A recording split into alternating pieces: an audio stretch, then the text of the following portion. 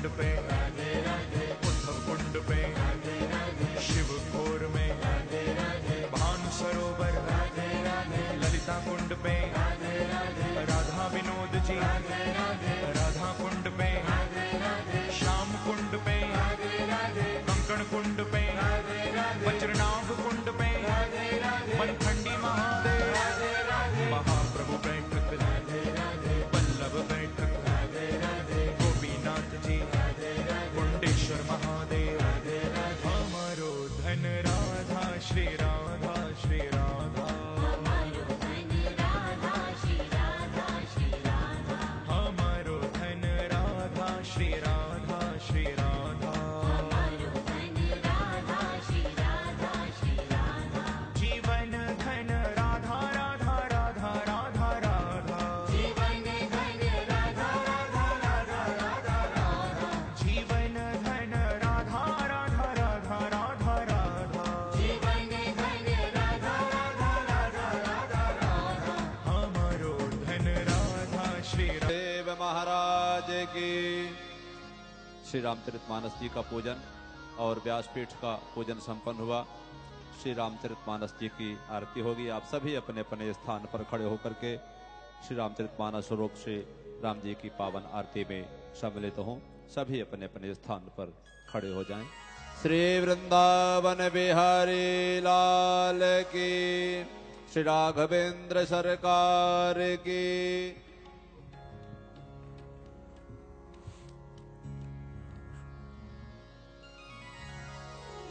नीलाम्बुजश्यामलकोमलाङ्गं सीतासमारोपितवामभागं, पाणौ महासायक चारुचापं, नमामि रामं रघुवंशनाथम्।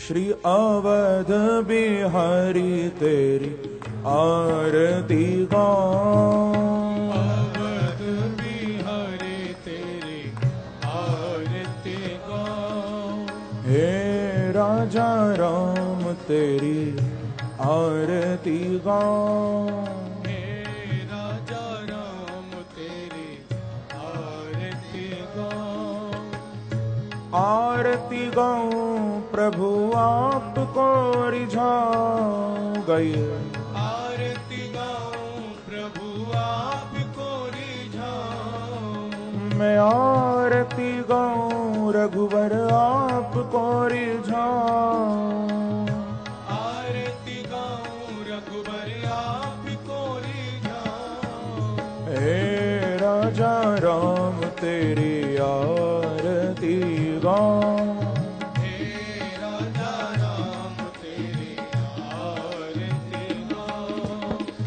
कनक सिंहासन राजत जोड़ी, कनक सिंहासन राजत जोड़ी, दशरथ नंदन जनक किशोरी, दशरथ नंदन जनक किशोरी, दर्शन कर आनंद मनाओ, दर्शन कर गई रहो,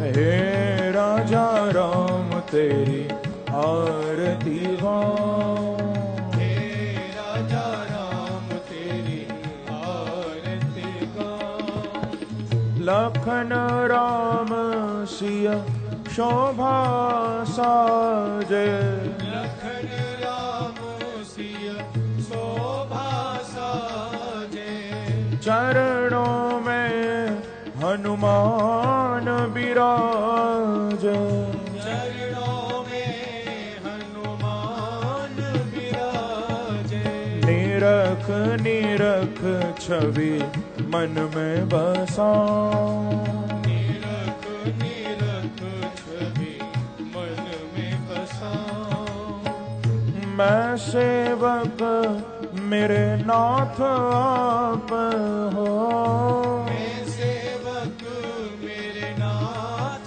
आप हो, हर पल मेरे साथ आप हो, हर पल मेरे साथ आप हो।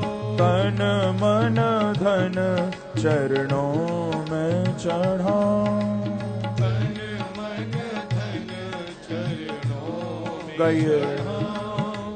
हे राजा राम तेरी आरती गाऊं, हे राजा राम तेरी आरती गाऊं। श्री तुलसीदास के प्यारे तुम हो, तुलसीदास के प्यारे तुम हो। मेरे रघुवर जीवन धन हो, मेरे रघुबर जीवन धन हो। वास सदा चरणों में पाऊं, वास सदा चरणों गए भाव से। में पाऊं। हे राजा राम तेरी आरती गाऊं, हे राजा राम तेरी आरती गाऊं। आरती गाऊं प्रभु आपको रिझाऊं, आरती गाऊं प्रभु आपको रिझाऊं। मैं आरती गाऊं रघुवर आपको रिझाऊं। आरती गाऊं रघुवर हरि बोल। आपको रिझाऊं। श्री अवध बिहारी तेरी आरती गाऊं, अवध बिहारी तेरी आरती गाऊं। हे राजा राम तेरी आरती गाऊं, हे राजा राम तेरी आरती गाऊं। आरती गाऊं प्रभु आपको रिझाऊं, आरती गाऊं प्रभु आपको रिझाऊं। मैं आरती गाऊं प्यारे आपको रिझाऊं। आरती गाऊं जाहो। प्यारे आपको रिझाऊं। श्री अवध बिहारी तेरी आरती गाऊं, अवध बिहारी तेरी आरती गाऊं। हे राजा राम तेरी आरती गाऊं, हे राजा राम तेरी आरती गाऊं। हे रघुवर तेरी आरती गाऊं, हे रघुवर तेरी आरती गाऊं। हे सीताराम तेरी आरती गाऊं, हे सीताराम तेरी आरती गाऊं। श्री अवध बिहारी तेरी आरती हे गाऊं। अवध बिहारी तेरी आरती गाऊं।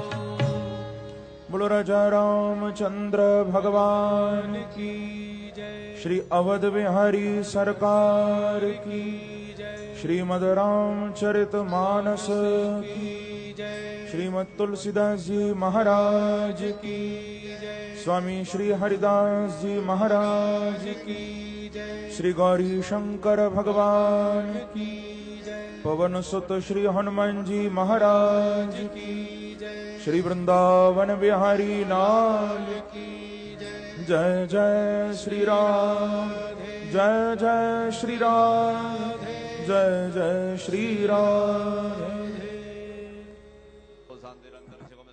पृथिवी शांतिरापः शांतिरोषधयः शांतिः वनस्पतयः शान्तिर्विश्वे देवाः शान्ति ब्रह्म शान्तिः सर्वगं शान्तिः शान्तिरेव शान्तिः श्यामा शान्तिरेधि। हरिः ओम जजनेन जजनमयजन्त देवास्तानि धर्माणि प्रथमान्यासन्नातेः नागं महिमानः सजन्त यत्र पूर्वे साध्याः सन्ति देवाः। ओम एकदन्ताय विद्महे वक्रतुण्डाय धीमहि तन्नो दन्ति प्रचोदयात्। ओम दासरथाय विद्महे सीतावराय धीमहि तन्नो रामः प्रचोदयात्। ओम जनकात्मजायै च विद्महे रामवल्लभायै च धीमहि तन्नो सीता प्रचोदयात्। ओम आसुधीरात्मजाय विद्महे ललितावताराय धीमहि तन्नो हरिदासः प्रचोदयात्। ओम आञ्जनेयाय विद्महे वायुपुत्राय धीमहि तन्नो वीरः प्रचोदयात्।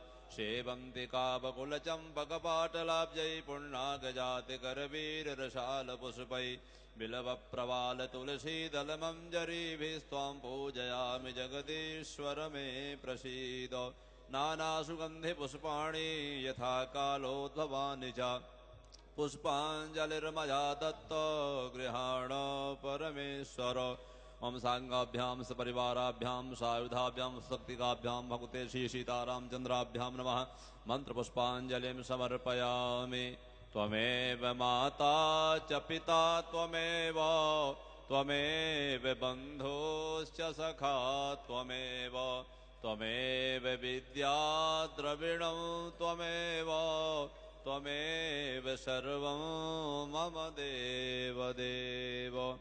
श्री राघवेंद्र सरकार की, श्री वृंदावन बिहारी लाल की, श्री हनुमान जी महाराज की, गोस्वामी श्री तुलसीदास जी महाराज की, पूज्य सदगुरुदेव महाराज की। जय जय श्री राधे, जय जय श्री राधे, जय जय श्री राधे श्याम। सभी अपने अपने स्थान पर विराजमान हो। बहुत ही सौभाग्यशाली हम सभी पूज्य महाराज श्री जी के पावन सानिध्य में सूरजगढ़ विकास सभा चैरिटेबल ट्रस्ट के द्वारा आयोजित श्री रामचरितमानस नवाह पारायण की पावन कथा और जिसके आज नवम दिवस विश्राम दिवस की पावन बेला पर हम सब एकत्रित हैं। व्यासपीठ की अर्चना, श्रीमद रामचरितमानस जी की अर्चना, आरती और पुष्पांजलि के साथ में आज की पावन कथा को हम सभी श्रवण करेंगे और अपने इस मानव जीवन को धन धन्य बनाएंगे। कथा श्रवण से पूर्व व्यासपीठ को अभिनंदन की श्रृंखला में मैं अनुरोध करूंगा मुख्य यजमान श्री बिहारी लाल जी पहाड़िया, श्री गोपी राम जी पहाड़िया व्यासपीठ को नमन करते हुए शुभाशीर्वाद प्राप्त करेंगे। आप सभी जोरदार तालियों के साथ अभिनंदन करेंगे। श्री पुरुषोत्तम जी पहाड़िया, श्री ओम प्रकाश जी पहाड़िया,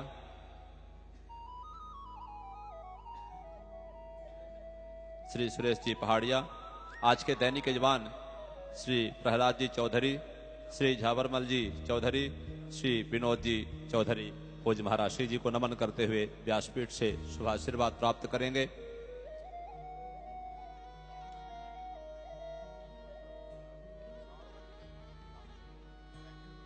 श्री सांवरमल जी पहाड़िया व्यासपीठ को नमन करेंगे और शुभाशीर्वाद प्राप्त करेंगे। सभी अपने अपने स्थान पर विराजमान हो।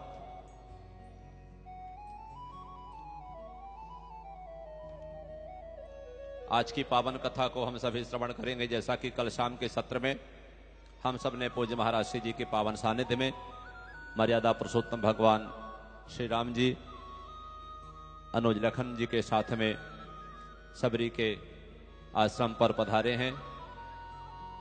उसी कथा का दर्शन करते हुए अपने मन को एकाग्र करें और मन को एकाग्र करते हुए आज की पावन कथा को श्रवण करें। उससे पूर्व एक बार पुनः आप सभी की ओर से सूरजगढ़ विकास सभा चैरिटेबल ट्रस्ट की ओर से, सूरजगढ़ नगरी की ओर से जोरदार तालियों के साथ अभिनंदन करते हुए सत सत नमन करें। मन को एकाग्र करते हुए दोनों हाथों को जोड़ें और पूज्य महाराज श्री जी के श्री चरणों में निवेदन करें कि प्रभु की पावन कथा को श्रवण करा करके हम सबके जीवन को कृतार्थ करें। पूज्य महाराज श्री जी। श्री वृंदावन बिहारी लाल की, श्री राघवेंद्र सरकार की।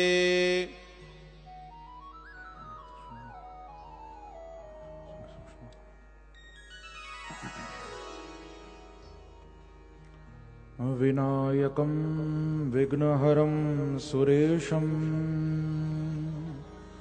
गणायकं गौरीसुतं गणेशं आनन्ददं सिद्धिप्रदं परेशं सदा भवानी तनयं नमामि। वागीशायस्य वदने लक्ष्मीर्यस्य च वक्षसि यस्यास्ते हृदये संवित् तं नृसिंहमहं भजे। गुरुर्ब्रह्मा गुरुर्विष्णु गुरुर्देवो महेश्वरः गुरुः साक्षात् परब्रह्म तस्मै श्री गुरवे नमः। ओम नमः परमहंसास्वादित चरणकमल चिन्मकरन्दाय भक्तजनमानस निवासाय श्रीरामचन्द्राय। गुरुवरथे त्यक्तराज्यो व्यचरदनुवनं पदमपदभ्यां प्रियायाः पाणिस्परसाक्षमाभ्यां मृजतपथुरुजो यो हरीन्द्रानुजाभ्यां वैरूप्याच्छुरपणक्षा प्रियविरहरुषा रोपितभ्रूविजृम्भ त्रस्ताब्धिः बद्धसेतुः खलदवदहनः कौसलेन्द्रोऽवतंनः ध्येयं सदा परिभवग्नमभीष्टदोहं तीर्थास्पदं शिवविरञ्चनुतं शरण्यं वृत्यार्थिहं प्रणतपालभवाद्विपोतं वन्दे महापुरुषते चरणारविन्दम्। श्रीराम राम रघुनंदन राम राम, श्रीराम राम भरताग्रज राम राम, श्रीराम राम रणकर्कश राम राम, श्रीराम राम शरणं भव राम राम। दक्षिणे लक्ष्मणो यस्य वामे च जनकात्मजा पुरतो मारुतिर्यस्य तं वन्दे रघुनन्दनम्। नमः कुञ्जविहारिण्यै नमः कुञ्जविहारिणे स्वामी श्रीहरिदासाय गुरुणां गुरवे नमः। यस्तूयते श्रुतिगणै निपुणैरजस्रं सम्पूज्यते क्रतुगते प्रणते क्रियाभिः तं सर्वकर्मफलदं निजसेवकानां श्रीमद्विहारिचरणं शरणं प्रपद्ये। गंगातरंगरमणीयजटाकलाप गौरी निरंतर विभूषित वामभागा नारायण प्रियमनंग मदापहारं वाराणसी पुरपति भज विश्वनाथम्। अतुलित बलधामं हेमशैलावदेहं दनुजवन कृशाणुं ज्ञानिनामग्रगण्यं सकलगुणनिधानं वानराणामधीशं रघुपति प्रियभक्तं वातजातं नमामि। यत्र यत्र रघुनाथ कीर्तनं तत्र तत्र कृतमस्तकाञ्जलिं बाष्पवारि परिपूर्णलोचनं मारुतिं नमत राक्षसान्तकं। कूजन्तं राम रामेति मधुरं मधुराक्षरम् आरुह्य कविताशाखां वन्दे वाल्मीकिकोकिलम्। नारायणं नमस्कृत्य नरं चैव नरोत्तमं देवीं सरस्वतीं व्यासं ततो जयमुदीरयेत्। मङ्गलं भगवान् विष्णुमङ्गलं गरुडध्वज मङ्गलं पुण्डरीकाक्ष मङ्गलाय तनो हरिः। हरे कृष्ण कृष्ण कृष्ण हरे हरे, हरे राम राम राम हरे हरे।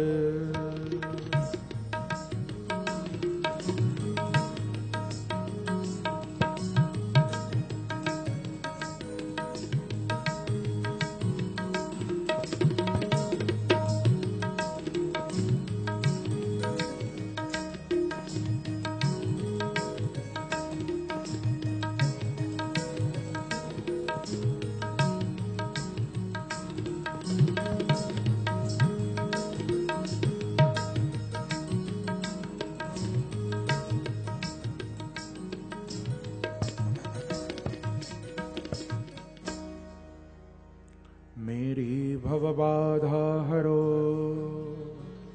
श्री राधा नागर सो जातन की झाई पर तो श्याम हरित द्युति हो राम वाम दिश जानकी लखन दाहिनी ओर ध्यान सकल कल्याणमय सुर तरु तुलसी तो जनक सुता जग जननी जानकी अतिशय प्रिय करुणा निधान की ताके जुग पद कमल मनावो जासु कृपा निर्मल मति पावो श्री तुलसीदास के पद कमल बार बार सिर नाय वर्णो सीता राम गुण हनुमत हो सहाय भक्ति भक्त भगवंत गुरु चतुर नाम वपु एक तिनके पद वंदन किए तो नाशत विघ्न अनेक बोलो राजा रामचंद्र भगवान की जय श्री राघवेंद्र सरकार की जय श्री वृंदावन बिहारी लाल की जय जय श्री राधे जय जय श्री राधे जय जय श्री राधे। आइए कथा में प्रवेश करने से पूर्व मानस की इन पंक्तियों के द्वारा नित्य की भांति प्रभु की कृपामयी दृष्टि की आकांक्षा उनके चरणों में हम सब करें। अपनी वाणी को पवित्र करते हुए भाव से मेरे साथ मिलकर गाएं।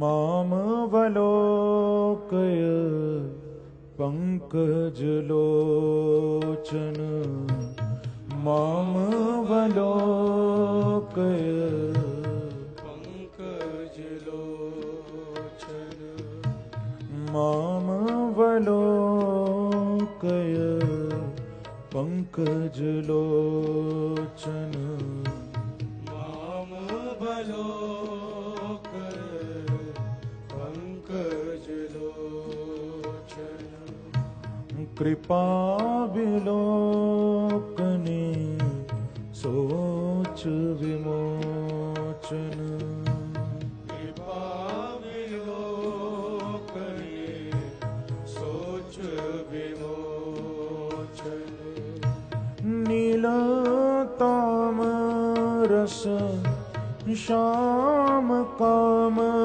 हरि नीलताम रस श्याम काम हरि हृदय कंज मकरंद मधुप हरि हृदय कंज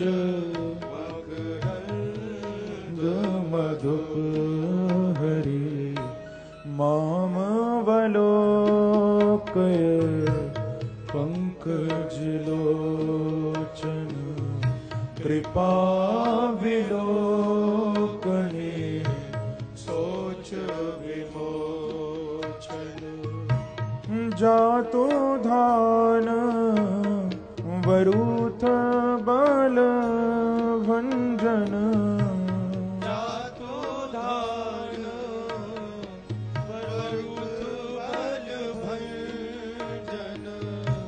मुनि सज्जन अंजन अघ गंजन मुनि सज्जन रंजन अघ गंजन माम वलोकय पंकज लोचन कृपा विलोकने सोच विमोचन भूसुर शशि नव वृंद बलाहक भूसुर शशि नव वृंद बलाहक अशरण शरण दीन जन गाहक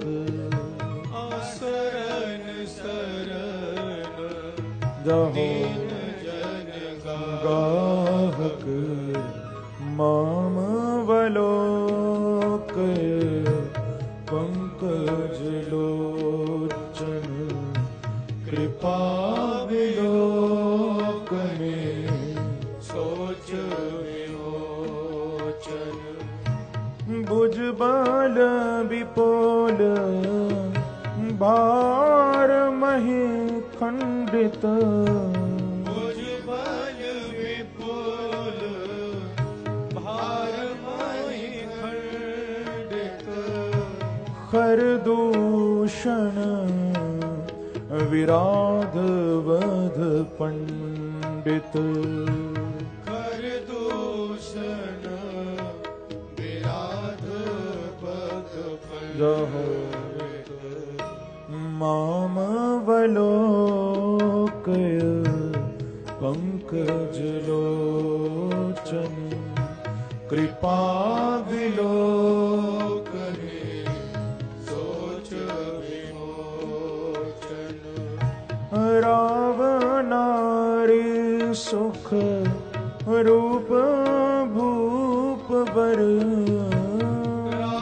रावणारी सुख रूप भूप भर जय दशरथ कुल कुमुद सुधाकर जय दशरथ कुल कुमुद सुधाकर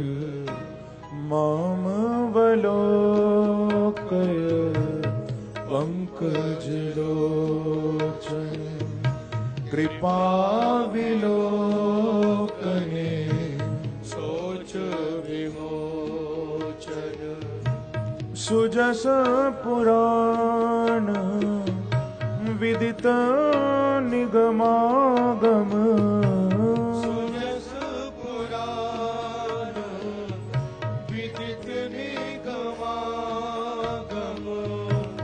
गावत सुर मुनि संत समागम गावत सुर मुनि संत समागम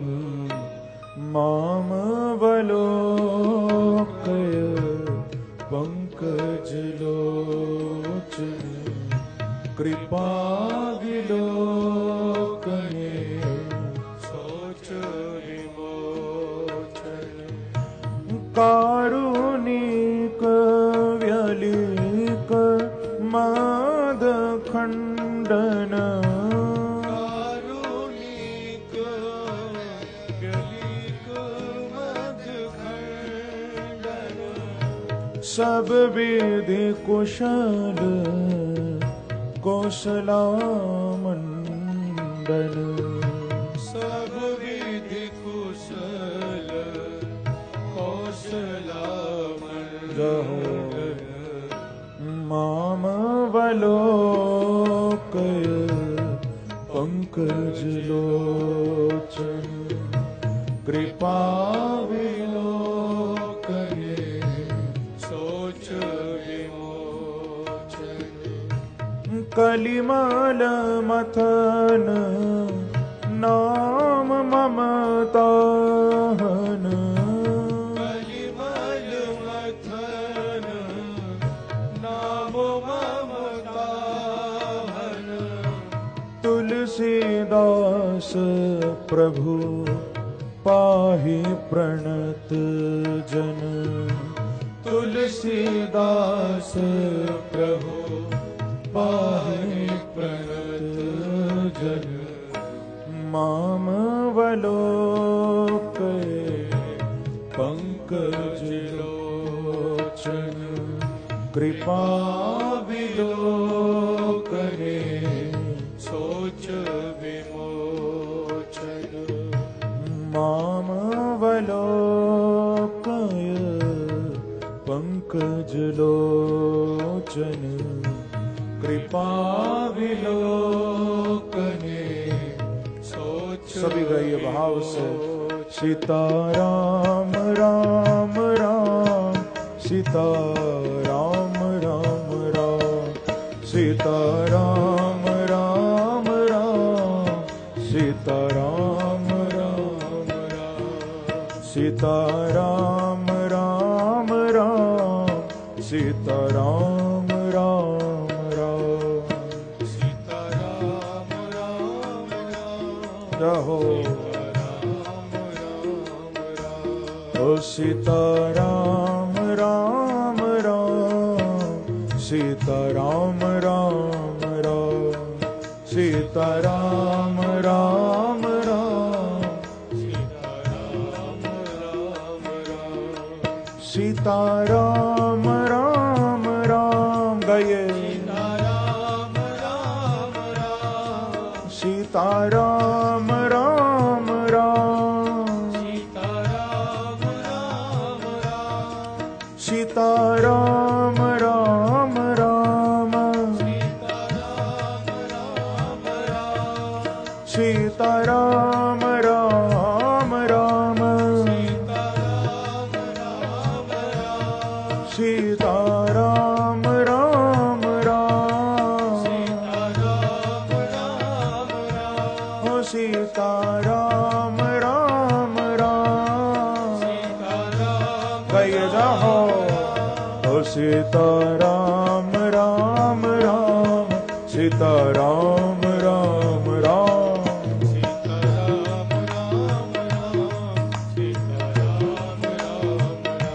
ओ सीता राम राम राम सीता राम राम राम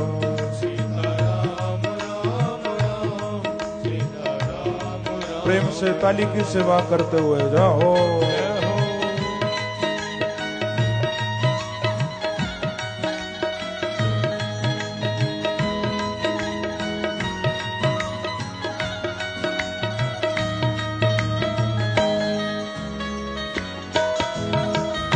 हरि बोल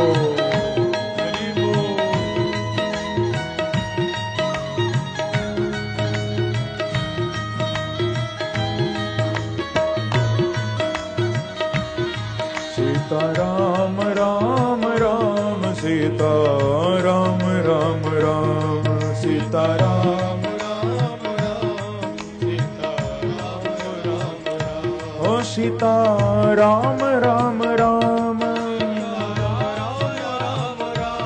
सीता राम राम राम सीता राम राम राम ओ सीता राम राम राम ओ सीता राम राम राम गाइए भाव से ओ सीता राम राम राम जाओ ओ सीता राम राम राम सीता राम राम राम सीता ओ सीता राम राम राम सीता राम राम राम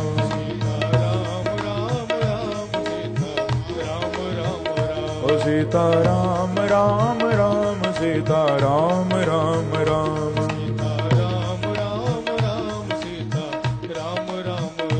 सीता राम राम राम सीता राम राम राम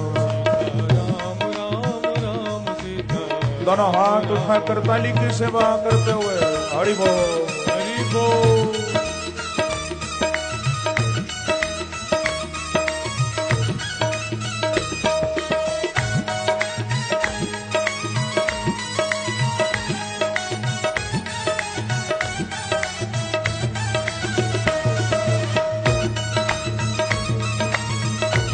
रामचंद्र भगवान की जय हो।